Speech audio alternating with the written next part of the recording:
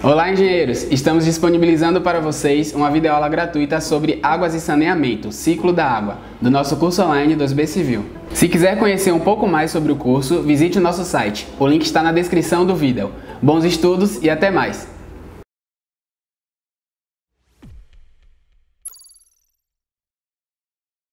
Olá, meu nome é Lívia Pereira, eu sou engenheira civil e a partir de agora nós iremos iniciar o nosso curso de águas e saneamento.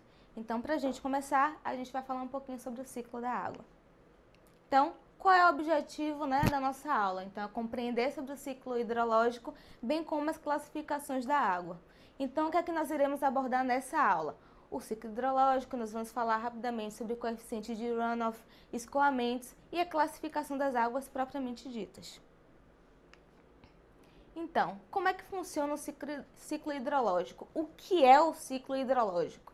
Basicamente, é o ciclo da água. Então, como é que acontece essa rotatividade da água pela natureza?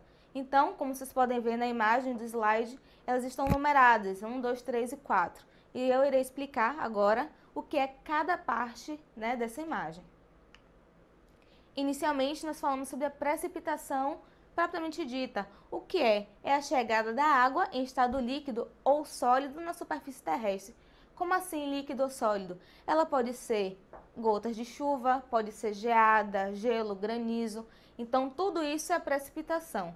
Se acontece no momento da nuvem, a massa de ar fria, que ela chega em um momento que ela precipita, ou seja, ela cai na superfície terrestre, é uma precipitação. Segundo, evapotranspiração. O que é evapotranspiração? É a soma de duas palavras, ou seja, tem a vaporização e tem a transpiração. A vaporização é a água na superfície líquida ou na umidade do solo que evapora. As águas dos rios, dos mares, suor, em toda a água que fica na superfície terrestre, ela evapora. E a transpiração?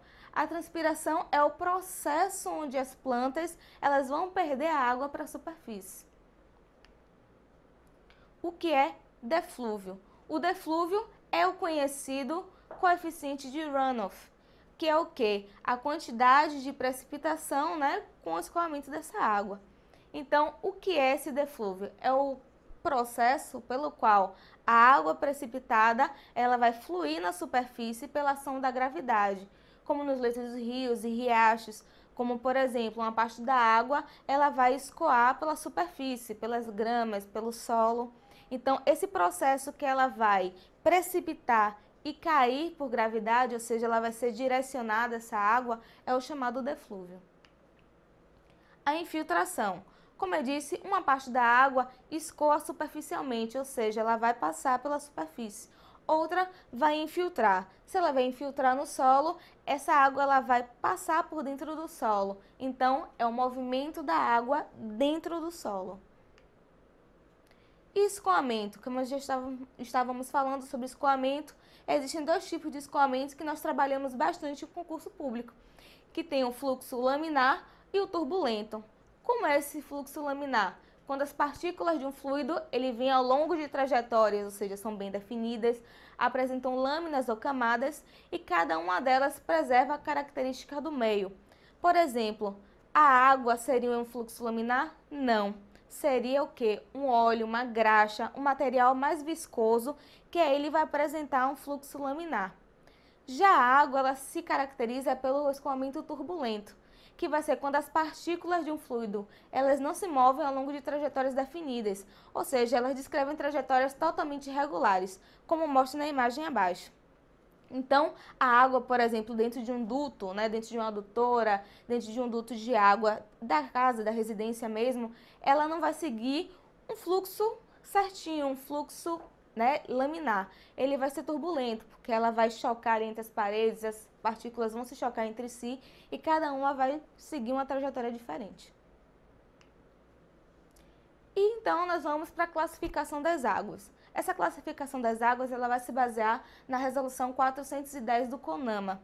E essas águas elas vão se classificar em águas doces, salobras ou salinas. Dentro disso, elas se classificam entre algumas classes. Então, temos as classes especiais, que são destinadas ao abastecimento para consumo humano, com desinfecção, preservação do equilíbrio natural, preservação dos ambientes aquáticos em unidades de conservação e de proteção integral. Temos as classes 1, que são destinadas ao abastecimento para o consumo humano, só que nesse caso, após tratamento simplificado. Proteção de comunidades aquáticas, recreação de contato primário, como natação, esqui aquático, mergulho, com a resolução de 2000 do CONAMA. A irrigação de hortaliças que são consumidas cruas e de frutas que desenvolvam rentes ao solo e que sejam ingeridas cruas e sem remoção de película, e a proteção das comunidades aquáticas em terras indígenas.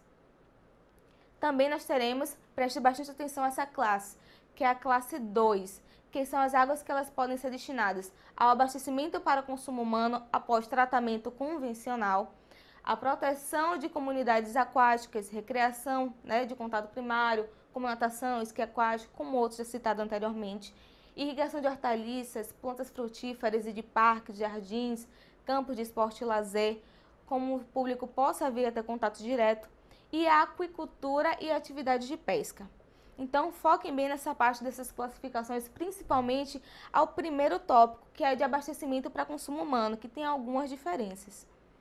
A classe 3 também ela vai ser destinada a abastecimento para consumo humano após o tratamento convencional ou avançado, a irrigação de culturas arbóreas, cerealíferas e forrageiras, a pesca amadora, a recreação de contato secundário e a dessedentação de animais, ou seja, hidratação dos animais. E a classe 4, que são águas que elas podem ser destinadas à navegação e à harmonia paisagística. Então, espero que esses termos sejam um pouco mais ficado fixo na mente de vocês, que a gente vai tratar de algumas questões que abordam esse tema. Claro que a resolução do CONAMA com as classificações são bem maiores, mas a gente trouxe para vocês a parte mais simplificada, que é o que mais se pede em concurso público. Então, para a gente poder finalizar esse tema, então nós falamos um pouquinho de ciclo hidrológico, ou seja, é o ciclo da água, que vai acontecer o quê? Precipitação, evapotranspiração, deflúvio e infiltração. Como assim? Vai acontecer a perda de água do sistema, águas, rios, eles vão evaporar, vai para a atmosfera. Nessa atmosfera, as massas de ar elas vão começar a acumular, elas vão ficar pesadas. Quando elas vão ficar pesadas, elas vão precipitar, ou seja, elas vão cair na superfície terrestre. Então, ela pode ser por meio líquido ou sólido.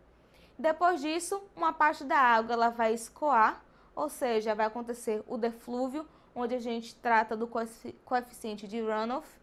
E outra parte da água ela vai infiltrar no solo em destino aos leitos de rios, certo? Ou então aquíferos, que é a parte de infiltração, ou seja, a parte que a água escoa por dentro do solo. E os tipos de escoamento mais comuns que nós tratamos é o laminar e o turbulento. Lembrando que o laminar são mais para os líquidos mais viscosos, os materiais viscosos, como óleos, graxas. E turbulento vai se aplicar mais à água propriamente dita.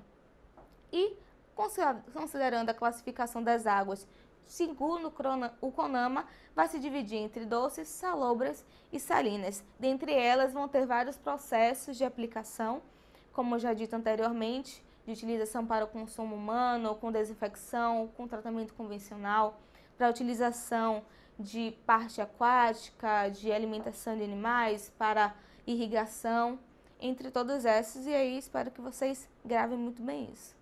E é isso, pessoal. Espero que vocês tenham gostado da aula de hoje. Foi algo mais simplificado para vocês. E espero vocês na próxima aula para a gente falar um pouquinho mais de águas e saneamento.